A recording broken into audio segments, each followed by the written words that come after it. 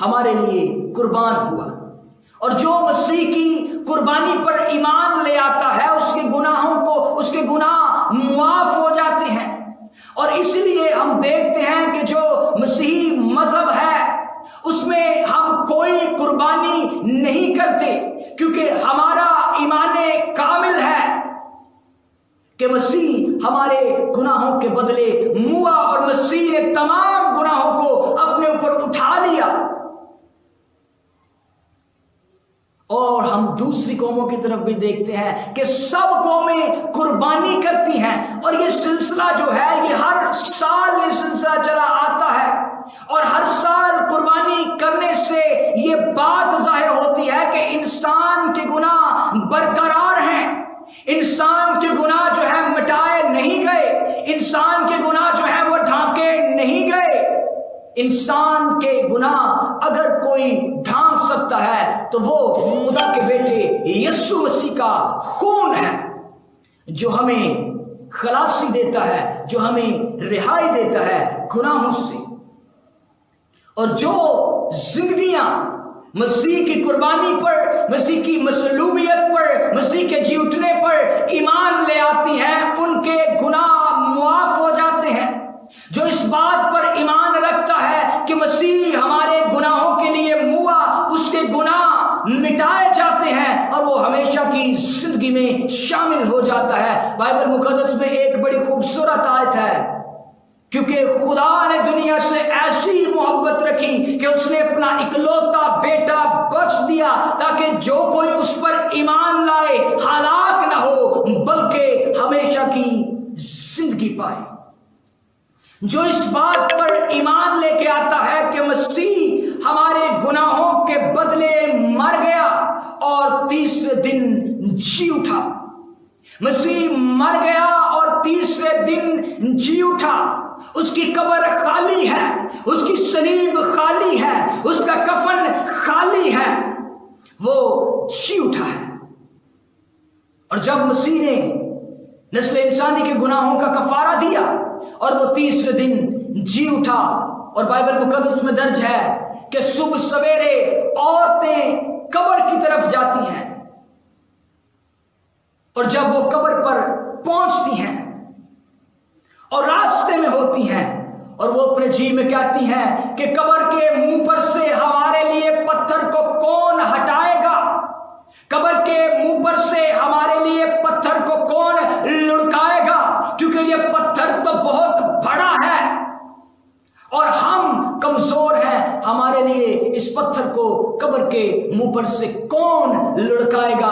اور بائبل مقدس میں لکھا ہے کہ جب وہ قبر پر جاتی ہیں تو دیکھتی ہیں کہ پتھر جو ہے وہ لڑکا ہوا ہے، پتھر جو ہے وہ ہٹا ہوا ہے، اور وہ قبر کے اندر جب جاتی ہیں، جیسے ہی وہ قبر کے اندر جاتی ہیں تو وہ دیکھتی ہیں کہ کفن تو یہاں پڑا ہوا ہے لیکن مسیح یہاں پر نہیں۔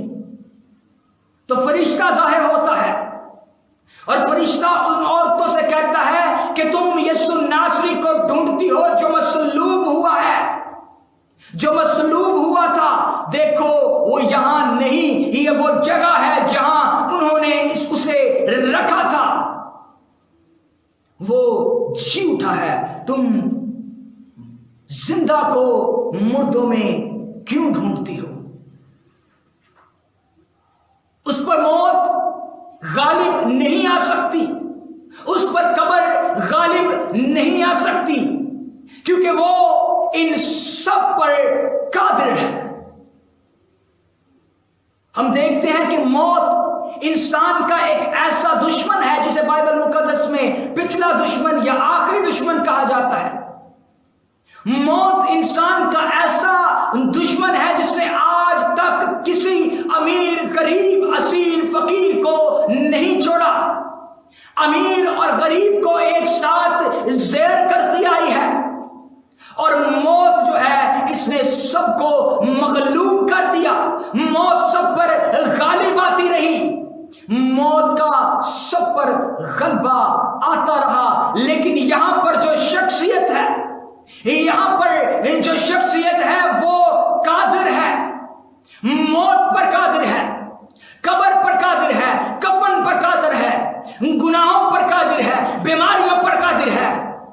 बदियों पर, नापाकियों पर कादिर है, और मौत और कब्र पर कादिर है। और जो मौत पर कादिर होता है वो कादिरे मुतलिक कहलाता है। जो मौत पर कादिर होता है वो कादिरे मुतलिक कहलाता है। और जिस दिन खुदावंद यीशु मसीह तीसरे दिन मुर्दों में से जी उठे, तो ये वो बात पूरी होती है जो खुदा ने कहा था कि मैं तेरे और औरत की नस्ल के दरमियान अदावत डालूंगा, तू उसकी एड़ी पर काटेगा और वो तेरे सर को कुचलेगा। हाँ, तू उसकी एड़ी को काटेगा। कुछ अरसा के लिए मसीह कब्र में रहा, लेकिन मसीह कब्र और इब्लीस के सर को कुचल कर तीसरे दिन जी उठा। मसीह जी उठा और कब्र उस पर गालिब नहीं आ सकती।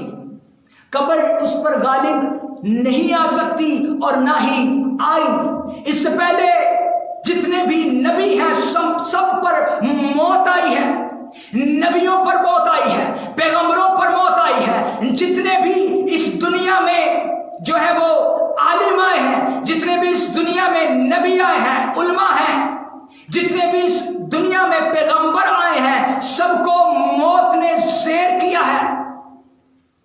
हाँ, मसीह खुदावंद पर भी मौत आई। मसीह खुदावंद को भी कब्र में रखा गया। मसीह खुदावंद की लाश को भी कफनाया गया, दफनाया गया, लेकिन मौत उस पर गालिब नहीं आ सकी। मौत की इतनी जुर्रत नहीं है कि हमारे खुदावंद यीशु मसीह पर गालिब आ सके। कफन की इतनी जुर्रत नहीं है कि हमारे मसीह पर गालिब आ सके। और कब्र चला उठी कि ये हस्ती जिसे तुमने मेरे अंदर रख दिया है, मेरी औकात से बाहर है कि मैं इस पर गालिब आ सकूं। कब्र उस पर गालिब नहीं आ सकी। और मैंने आगे कहा और दोहराई के तौर पर दोबारा कहना चाहता हूं कि जो मौत पर गालिब आता है वो कादरे मुतलिक है। दुनिया में जितने भी मज़ाहिब हैं, जितने भी उनके बानी हैं, उन सबों की कब्रें मौजूद हैं। उन सबों की कब्रें मौजूद हैं और लोग इस बात को बड़े फख्र से कहते हैं कि हमारे नबी की कब्र फलां जगह पर मौजूद है और वो इस जगह पर दफन है। हजारों मन मट्टी के नीचे हमारा नबी, हमारा पैगंबर, हमारा रसूल, हमारा बानी, हमारा आका यहां पर दफन है।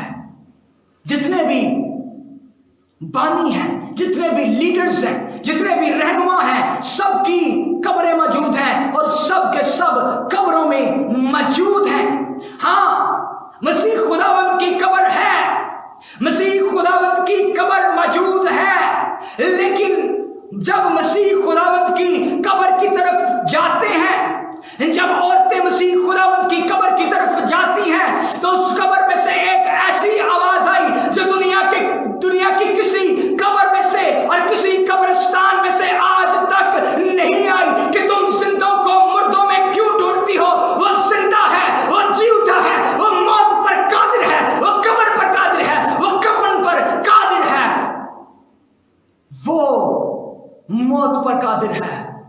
और दोहराई के तौर पर दोबारा कहना चाहता हूं, जो मौत पर कादिर होता है वो कादिर मुतलिक कहलाता है। और आपको बताना चाहता हूं कि खाली कब्र मसीहत का फख्र है। हमारा फख्र है मसीह यीशु की खाली कब्र। हमारा फख्र है मसीह यीशु की खाली सलीब जिस पर उसे मसलूब किया गया। हमारा फख्र है मसीह यीशु का खाली कफन जो कि खाली है। मसीह यीशु किताबे मुकद्दस के मुताबिक जी उठा। और अब जो मसीह पर ईमान रखते हैं, जो मसीह पर ईमान रखते हैं, वो भी जी उठेंगे। बहुत सी कौमें हैं जो कयामत का अकीदा रखती हैं, बहुत से मज़ाहिब हैं जो कयामत का